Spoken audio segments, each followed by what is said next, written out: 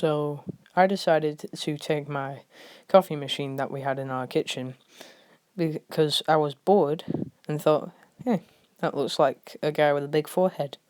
So yeah, I've turned it into a guy who's angry because a bunch of kids just shut a ball at his big forehead. I think this is my most original out of all of the Inktobers, let's be honest. So yeah, I think the result was good, and yeah,